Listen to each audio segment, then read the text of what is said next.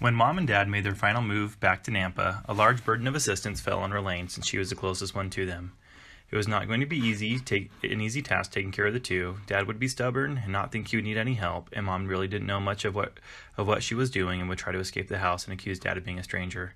Talk about a difficult task, but Rlaine kept up with them along with changing jobs and then holding down a job. She did so well, and we never heard a complaint from her. Rlaine was always keeping the family up to date with current issues and problems and health concerns too.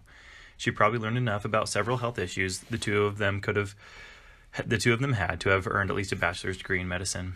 We always appreciated those updates since everyone else lived very far away. Rlaine even took some responsibilities parceling out the household belongings as Mom passed away first, then Dad. Rlaine even took care of the car title after Dad was gone so as to sell off the van and dispose of it. We really appreciated all Rlaine performed for the family in those last few years of Mom and Dad's lives. She has to have her place in life hereafter for being such a reliable servant and caregiver. We all love and appreciate her for all she did for the family. We love you, Rlaine. Have a happy 60th birthday, Gary and Beth. The things I remember the most was when we lived in a rental where the sewer kept backing up. The four girls shared not only a bedroom, but a full-size bed. It was my job to get Lynette dressed every morning before school, and Rlaine had to get Alicia dressed. Many a morning when we would wake up, one of the younger girls had wet the bed. That was the worst. There were so many of us, and we seldom had friends over. We did not ever have to look for someone to play with. If your kids saw a movie of how we lived, they would be appalled and would have many a laugh. Love, Teresa. I remember when I was 35 years old and felt like an old maid, not married, lonely, and living 1,000 miles away from home. I asked Rlaine and Melissa if they would go to Disney World with me to celebrate my 35th birthday. They agreed, and we even took Mom with us. We had a really fun time with the rides, shopping, and staying up late into the night laughing. I was so grateful they took the time to be with me and lifted my spirits. Another time when Rlaine helped me was when I had my first miscarriage. We had moved to West Virginia only a month earlier, and I miscarried at 12 weeks. I was devastated and lonely. Melissa and Rlaine flew out to West Virginia to comfort me. I was so grateful for the time we spent together. It must have been a sacrifice for Rlaine, but it meant so much to me to feel like my sisters would take the time to come and be with me during that difficult time. The last few months, I have pondered how much Rlaine sacrificed to take care of our parents. When my Mom and Dad passed away, I was relieved that Mom would be able to have new experiences in her life now that caring for my parents was no longer needed. As I went through the grieving process, I thought the process would probably be similar for each of the kids. However, over the last few months, I've watched several friends lose their parents. Their grief has been very significant. They were the caregivers, and they have really struggled. As I've witnessed this, I have been brought to a realization that those who are the caregivers have a greater loss than those who are not. I have had a deepened love and respect for Rlaine and what she did for our parents. She did so much for the care alone and without much help. She had to make the hard decisions. I remember just a few months ago, Rlaine telling me that when Dad passed away, she really struggled with making the right decisions. She told me how grateful she was that Dana and Aaron had been with her at the hospital and helped strengthen her to move forward with the decision that needed to be made. The strength Rlaine has demonstrated to me in times of trial and sadness has really strengthened me. I know there were times in Rlaine's life when she was struggling, and yet she reached out to me to love me and help me even in her own time of need. I have been strengthened by her love of the gospel. I am grateful she shared with me how the atonement strengthened her at her darkest hour. I am grateful for the love she continues to show me and my family. I love the way she talks to my kids and is an example of love in the way she treats them. I am so grateful for Rlaine in my life and the kindness and love she gives to me. She is a wonderful sister and friend. I love you, Rlaine. Lynette. Rlaine, when Chad said they were putting together a series of letters from the family talking about our memories, I immediately thought of that tough day in October 2014 when Dad died. Not that Dad dying was a great memory, but the process of that Friday, in hindsight, was a tender memory. In retrospect, we should write this together so we get this all correct. Your recollection may be different than mine. Friday morning, Aaron Cooper and I were headed over to see Dad from Boise. It was fall break for us, so we had come up to visit Dad. On the way to Nampa, we stopped and had an early lunch. Just as we were walking to the car to drive to Nampa, you called and said Dad had been taken to the hospital and that we should meet you there. Initially, my thought was that Dad had been taken to the hospital several times and this was not going to be a very big deal. But when we arrived and found that Dad was unconscious, but still breathing on his own, it started to sink in that this was more serious than his previous issues. What I recall the most was the discussions that we had over the next several hours, the real questions of what would Dad want? Where is he physically and mentally?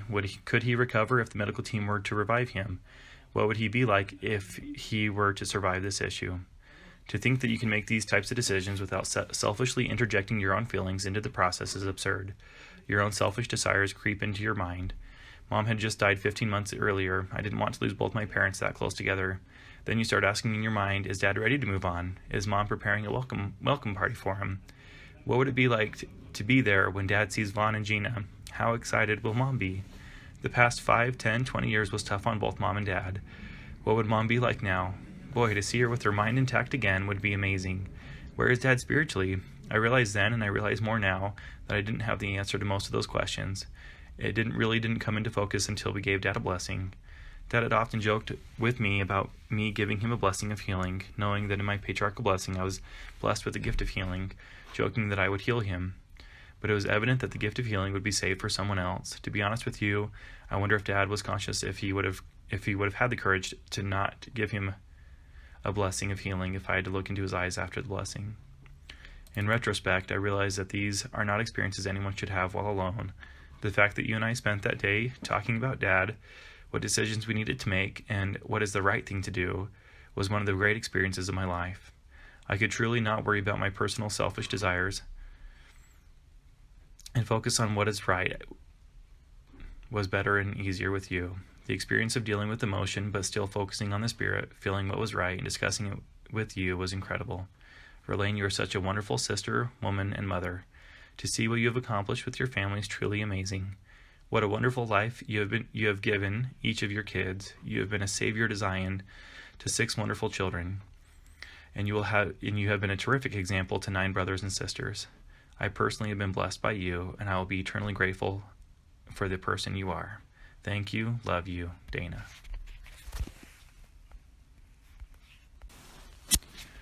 I'd like to contribute 2 stories about Verlaine. The first one was at our mom's funeral. The family was having the family prayer, and my sisters were sealing my mom's face. Verlaine looked around, found me, and insisted I join them. Her unconditional regard for me at that moment meant so much to me. The second story was at my dad's funeral. Verlaine returned my porcelain figurine that I had lovingly given my mother. My dad didn't want to return to me. I'm so grateful to have it as a reminder of my mom, who I love dearly. Having one family member love me regardless of my apostate status means more to me than anyone knows. Alicia. Verlaine is one of the most selfless people I know. She always makes time for others and consistently makes sacrifices for those closest to her. She showed her exceptionally caring disposition in Mom and Dad's later years. She put her own life on hold and took care of Mom and Dad both physically and emotionally.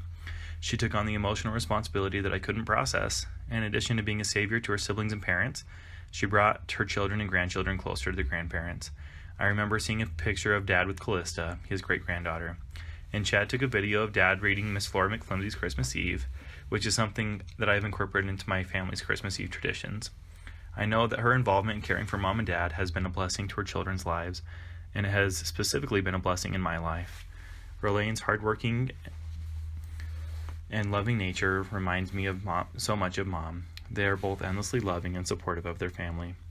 Verlaine saved many of Mom's Christmas ornaments specifically for me, and right after Dad's funeral, she gave me the shadow box full of Mom's sentimental items. It means the world to me that she would think of me even during that difficult time, and that I can have some of those things that remind me daily of my parents. From Melissa. Miss Flora McFlimsey's Christmas Eve. And then the wonderful thing that she had just felt was about to happen really did happen. But Miss Flora McFlimsey was happy. For once again, on a Christmas morning, she had been hugged and kissed by a little girl.